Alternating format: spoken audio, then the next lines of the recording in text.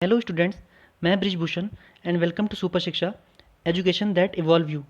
जैसा कि पिछले वीडियो में मैंने कहा था कि हम कक्षा 10 के लिए विज्ञान पढ़ना शुरू कर रहे हैं, तो इस वीडियो से हम चैप्टर फर्स्ट शुरू कर रहे हैं जिसका नाम है रासायनिक अभिक्रियाएं एवं समीकरण। सबसे पहले देखते हैं कि चैप्टर में क्या क्या है। ये आपके चैप्टर के टॉपिक हैं जो आपको इस चैप्टर में पढ़ने हैं। सबसे पहले रासायनिक अभिक्रिया, रासायनिक समीकरण, फिर संतुलित रासायनिक समीकरण क्या होती है, उसके बाद रासायनिक समीकरण को संतुलित करना सीखेंगे, फिर हम देखेंगे रासायनिक अभिक्रिया कितने प्रकार की होती है और अंत में दैनिक जीवन में रासायनिक अभिक्रिया के कुछ उदाहरण देखेंगे। सबसे पहले रासायनिक अभिक्रिया। सबसे पहले परिभाषा देखते हैं। वह घटना या परिवर्तन जिसमें नए गुण वाले पदार्थ बनते हैं उसे रासायनिक अभिक्रिया कहते हैं। नए गुण वाले पदार्थ का निर्माण होना बहुत ज़रूरी है, तभी जाके हम उस घटना को रासायनिक अभिक्रिया कहेंगे। यदि ऐसा पदार्थ बनता है जिसके गुणधर्म नए नहीं हैं तो वो अभिक्रिया या वो परिवर्तन रासायनिक नहीं होगा। एक उदाहरण से इसे समझते हैं। हम सब ने घर में दूध से दही का निर्माण होते हुए देखा है। दूध में एक बैक्टीरिया होता है, लैक्टोबैसिलस। ये दूध में मौजूद शर्करा यानी कि लैक्टोज शर्करा को परिवर्तित कर देता है लैक्टिक अम्ल में, जिससे दही का निर्माण होता है। और ये घटना क्या है? एक रासायनिक अभिक्रिया, क्योंकि दही के गुण दूध से बिल्कुल भिन्न होते हैं। रासायनिक अभिक्रिया के दो भाग होते हैं, अभिकारक एवं उत्पाद। अभिकारक वह पदार्थ जो रासायनिक अभिक्रिया में भाग लेता है, जैसा कि उदाहरण में हमारे पास दूध था। उत्पाद वह पदार्थ जिनका निर्माण रासायनिक अभिक्रिया द्वारा होता है, जैसे कि उदाहरण में दही। एक और तरीके से समझते हैं। हमने दो पदार्थ लिए, ए और बी। इनकी आपस में अभिक्रिया द्वारा एक नया पदार्थ बनता है जिसको हमने नाम दिया सी। ये तीर का निशान अभिक्रिया होने को दर्शा रहा है। जो नया पदार्थ बना सी, उसके गुण ए और बी से बिल्कुल भिन्न थे। इस प्रकार यह एक रासायनिक परिवर्तन है और इसे हम रासायनिक अभिक्रिया कह सकते हैं। आगे देखते हैं रासायनिक अभिक्रिया के कुछ उदाहरण, ऐसे उदाहरण जिनको हम दैनिक जीवन में देख सकते हैं। सबसे पहले भोजन का पाचन। जो हम खाना खाते हैं वो हमारे शरीर में जाकर पचता है, जिससे हमें क्या मिलती है? ऊर्जा। भोजन जो हम खाते हैं वो भोजन का जटिल रूप है। एक उदाहरण से समझते हैं। आप जो रोटी खाते हैं उसमें कार्बोहाइड्रेट होता है। जब हम रोटी खाते हैं तो उसमें मौजूद कार्बोहाइड्रेट पेट में जाकर ग्लूकोज के रूप में टूट जाता है, यानी कि भोजन जटिल रूप से सरल रूप में टूट जाता है। इस प्रकार भोजन का जटिल से सरल रूप में टूटना क्या है? एक रासायनिक परिवर्तन है, जिसे हम एक रासायनिक अभिक्रिया कह सकते हैं। दूसरा उदाहरण देखते हैं, कोशिकीय श्वसन प्रक्रिया। श्वसन से हम लोग अक्सर सांस लेना और सांस छोड़ना इसका मतलब समझते हैं। कोशिकीय श्वसन का अर्थ है कि जो हमने खाना खाया वो हमारे शरीर में गया और उसके बाद रक्त के माध्यम से कोशिकाओं तक पहुंचा और वहाँ उस खाने से ऑक्सीकरण द्वारा हमें ऊर्जा प्राप्त हुई। इस प्रक्रिया को कहते हैं कोशिकीय श्वसन। इस प्रकार भोजन का रक्त के माध्यम से कोशिकाओं तक पहुंचना और कोशिकाओं में उस भोजन के ऑक्सीकरण से हमें ऊर्जा प्राप्त होना कोशिकीय श्वसन कहलाता है और यह एक प्रकार की रासायनिक अभिक्रिया है। अगला है लोहे पर जंग लगना। लोहा जब नमी और वायु के संपर्क में आता है तो इसके ऊपर एक आयरन ऑक्साइड की परत बन जाती है और ये परत बाद में फेरिक ऑक्साइड में परिवर्तित हो जाती है। साधारण शब्दों में हम कह सकते हैं कि जब लोहा पानी और हवा के संपर्क में आता है तो इस पर क्या लग जाता है? जंग, जिससे लोहे का क्षरण होना शुरू हो जाता है और यह एक प्रकार का रासायनिक परिवर्तन है। इसके बाद अगला उदाहरण है मैग्नीशियम रिबन का जलना। यह उदाहरण आपकी एनसीईआरटी की बुक में एक एक्टिविटी के रूप में दिया गया है। इस प्रयोग में हम करते क्या हैं? सबसे पहले हम एक 2 सेंटीमीटर का मैग्नीशियम रिबन लेते हैं और इस मैग्नीशियम रिबन को चिमटी की सहायता से पकड़ लेते हैं। उसके बाद हमारे पास एक बर्नर होता है जिसमें हम मैग्नीशियम रिबन को चिमटी की सहायता से पकड़कर जलाते हैं। बहुत सावधानी पूर्वक इस प्रयोग को करना होता है। इस मैग्नीशियम रिबन के जलने से एक चमकदार राख उत्पन्न होती है जिसे हम वॉच ग्लास, ये जो कांच की कटोरी सी संरचना आप देख रहे हैं, इसे वॉच ग्लास कहते हैं।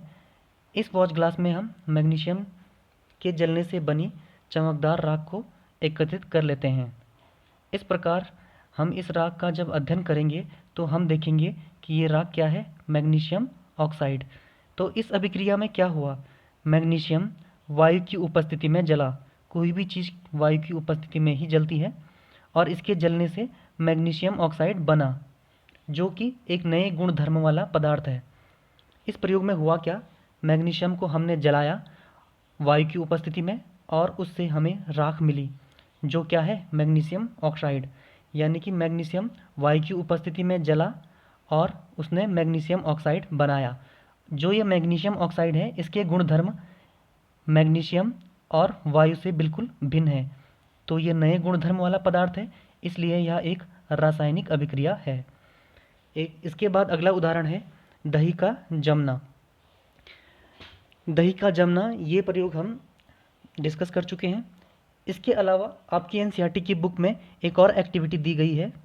इस एक्टिविटी में हम एक कॉनिकल फ्लास्क लेते हैं।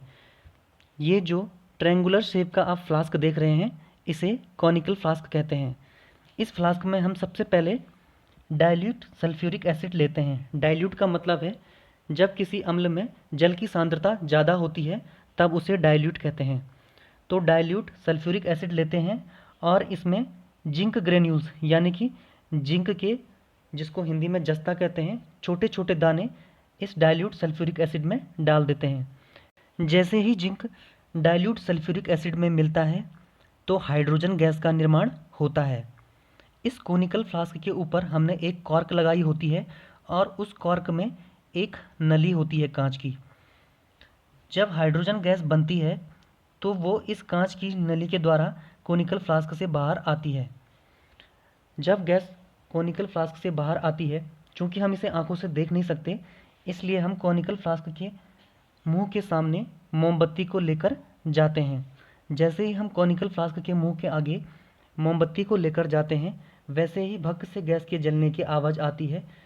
ऐसा सिर्फ हाइड्रोजन गैस जलती है, इसलिए फ्लास्क से हाइड्रोजन गैस निकलने की पुष्टि हो जाती है। इस अभिक्रिया में क्या हुआ, zinc granules dilute sulphuric acid के साथ मिले और उन्होंने हाइड्रोजन गैस का निर्माण किया। यानी कि दो पदार्थों की आपस में अभिक्रिया के द्वारा एक नए गुणधर्म वाले पदार्थ का निर्माण हुआ, इसलिए यह भी एक प्रकार की रासायनिक अभिक्रिया है। इस प्रकार हमने इन सारे उदाहरण के द्वारा रासायनिक अभिक्रिया को समझने का प्रयास किया। आगे देखते हैं। अगला टॉपिक आपके पास है रासायनिक समीकरण। किसी रासायनिक परिवर्तन अथवा अभिक्रिया को लिखने का तरीका रासायनिक समीकरण कहलाता है। जब कोई रासायनिक परिवर्तन या कोई रासायनिक घटना होती है जिसमें नए गुणधर्म वाला पदार्थ बनता है और हम इस अभिक्रिया को एक समीकरण के रूप में लिख देते हैं, तो इसे कहते हैं रासायनिक समीकरण।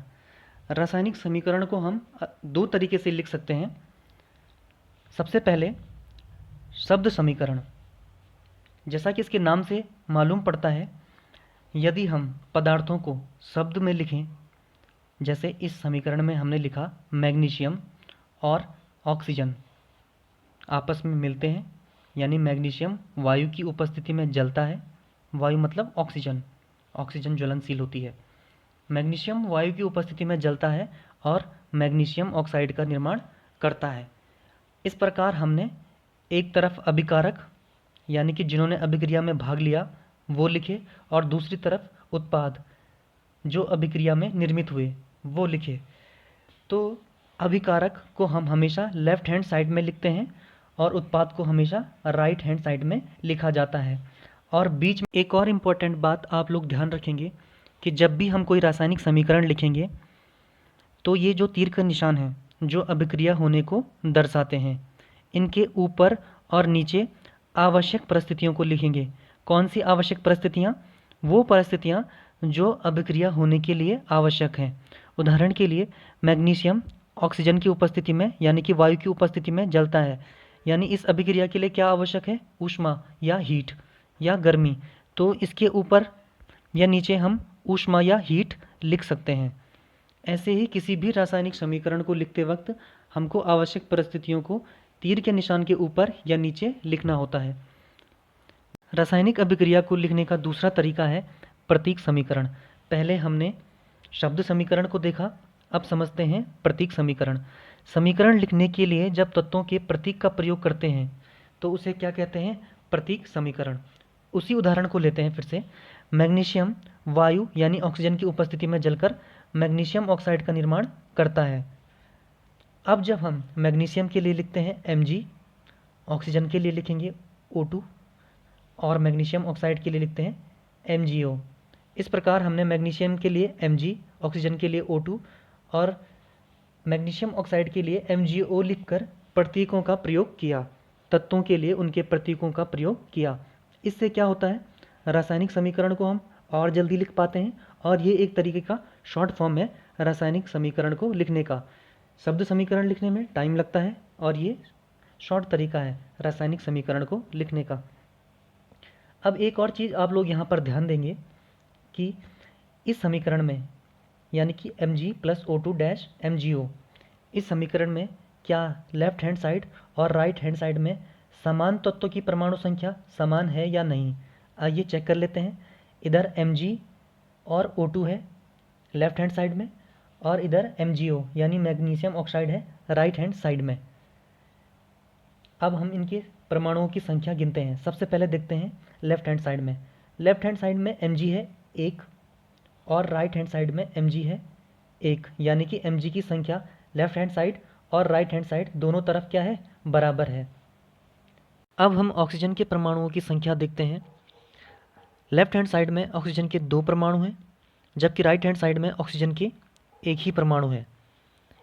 अर्थात लेफ्ट हैंड साइड में और राइट हैंड साइड में ऑक्सीजन के परमाणुओं की संख्या बराबर नहीं है। इस प्रकार की समीकरण को असंतुलित रासायनिक समीकरण या कंकाली रासायनिक समीकरण भी कहते हैं। संतुलित रासायनिक समीकरण को समझने के लिए हमने उसे इस प्रकार से लिख लिया है। अभिकारक की तरफ हमने लिखा है लेफ्ट हैंड साइड और उत्पाद की तरफ हमने लिखा है राइट हैंड साइड। अब हम सबसे पहले लेफ्ट हैंड साइड की तरफ जो तत्व हैं उनके प्रतीक लिख लेते हैं। Zn का प्रतीक हाइड्रोजन, सल्फर और ऑक्सीजन, ये चारों तत्व लेफ्ट हैंड साइड में मौजूद हैं और यही तत्व राइट हैंड साइड में भी मौजूद होंगे। आइए देखते हैं। Zn, हाइड्रोजन, सल्फर और ऑक्सीजन, दोनों तरफ हमने तत्वों के प्रतीक लिख लिए हैं। अब हम दोनों तरफ तत्वों के परमाणुओं की संख्या गिनते हैं।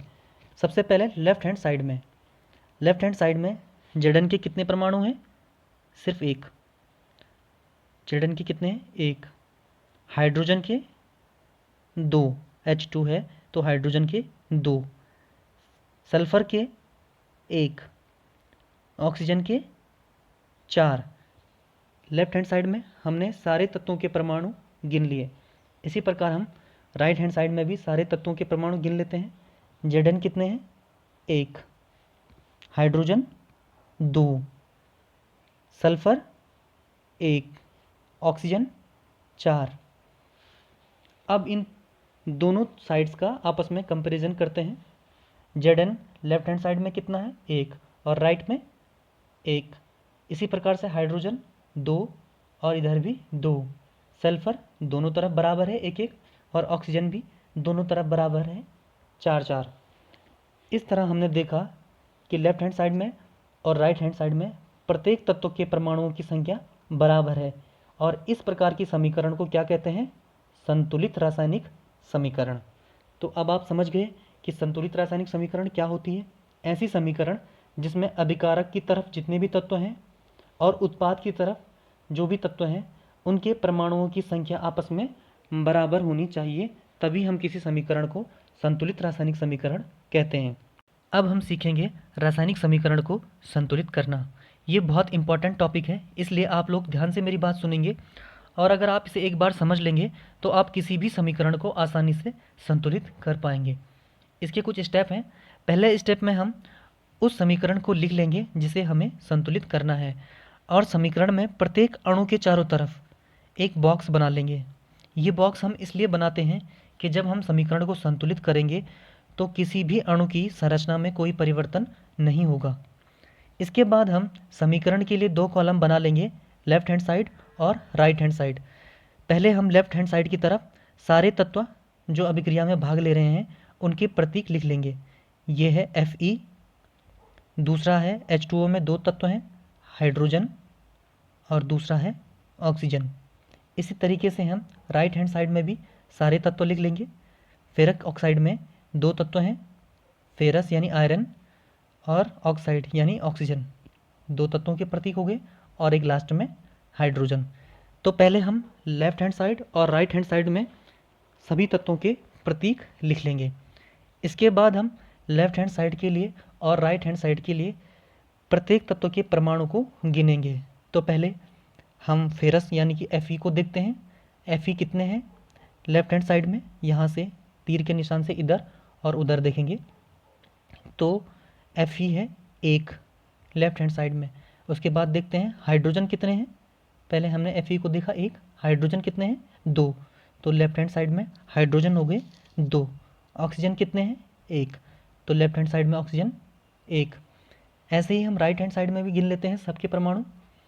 Fe यानी आयरन के 3, हाइड्रोजन के 2 और ऑक्सीजन के 4। इस तरीके से हमने तत्वों के परमाणु दोनों तरफ गिन लिए। अब देखेंगे क्या ये समीकरण संतुलित है। नहीं, क्यों? लेफ्ट हैंड साइड में कितने हैं आयरन 1, राइट में 3, हाइड्रोजन कितने हैं लेफ्ट में 2 और राइट में 2, हाइड्रोजन की संख्या बराबर है, और ऑक्सीजन लेफ्ट में 1 और राइट में 4। तो यानी कि हमें लोहा यानी कि फेरस और ऑक्सीजन की संख्या को संतुलित करना है। इसके बाद है स्टेप 3, संख्या संतुलित करना। यानी हम लेफ्ट हैंड साइड में और राइट हैंड साइड में प्रत्येक तत्व के लिए परमाणुओं की संख्या को संतुलित करेंगे। तो सबसे पहले हमने राइट हैंड साइड में ऑक्सीजन को देखा। ऑक्सीजन कितने हैं राइट हैंड साइड में 4, तो हमने लेफ्ट हैंड साइड में भी H2O के आगे 4 ऐड कर दिया। जैसे ही मैंने H2O के आगे 4 ऐड किया तो अब ऑक्सीजन कितने हो गए 4, यानी कि अब ऑक्सीजन 1 की जगह कितने हो गए 4। लेकिन H2O के आगे 4 ऐड करने के बाद ऑक्सीजन के साथ साथ हाइड्रोजन की संख्या में भी वृद्धि हो जाती है, और हाइड्रोजन की संख्या बढ़कर 4 इंटू 2, यहाँ हाइड्रोजन 2 हैं तो ये 4 इंटू 2 कितना हो जाएगा 8। तो हाइड्रोजन अब 2 की जगह कितना हो गया 8। तो जैसे ही मैंने ऑक्सीजन की संख्या इधर 4 करने के लिए 4 को ऐड किया तो हाइड्रोजन अपने आप 8 हो गया, क्योंकि हाइड्रोजन 2 से इंटू होके 4 इंटू 2 8 हो गया। अब हमने इधर भी हाइड्रोजन को 8 करना है। ठीक है, देखते हैं। अब हमने हाइड्रोजन को जैसे ही यहाँ 4 ऐड करके 4 इंटू 2 किया तो यहाँ हाइड्रोजन की संख्या कितनी हो गई 8। 2 की जगह अब हाइड्रोजन कितना हो गया 8। तो हमने दोनों तरफ हाइड्रोजन को भी संतुलित कर लिया। पहले हमने ऑक्सीजन को दोनों तरफ 4-4 करके संतुलित किया, अब हमने दोनों तरफ हाइड्रोजन को 8-8 करके संतुलित कर दिया। इस प्रकार हमने H2O के आगे और H2 के आगे 4-4 ऐड करके हाइड्रोजन और ऑक्सीजन की संख्या को संतुलित कर लिया। अब हमारे पास सिर्फ फेरस यानी कि आयरन बचा है। एक तरफ आयरन 3 थे तो हमने दूसरी तरफ भी 3 ऐड करके फेरस की संख्या को संतुलित यानी कि आयरन की संख्या को भी संतुलित कर दिया। इस प्रकार हम लेफ्ट हैंड साइड में और राइट हैंड साइड में देखते हैं तो फेरस, हाइड्रोजन और ऑक्सीजन की संख्या है 3, 8 और 4। इसी तरह इधर भी Fe, हाइड्रोजन और ऑक्सीजन की संख्या है 3, 8 और 4। इस प्रकार दोनों यानी कि लेफ्ट हैंड साइड और राइट हैंड साइड में परमाणुओं की संख्या को बराबर करने को क्या कहते हैं, समीकरण को संतुलित करना। तो अब आप लोग समीकरण को संतुलित कर देंगे आई होप। और अगर आपको इससे रिलेटेड कोई भी क्वेश्चन हो तो आप कमेंट बॉक्स में ज़रूर पूछिएगा। आगे देखते हैं। इसके बाद आता है लास्ट स्टेप, तत्व की भौतिक अवस्था लिखना। किसी भी रासायनिक समीकरण में तत्व की भौतिक अवस्था को भी लिखते हैं कि कौन सा तत्व किस अवस्था में उस अभिक्रिया में भाग ले रहा है।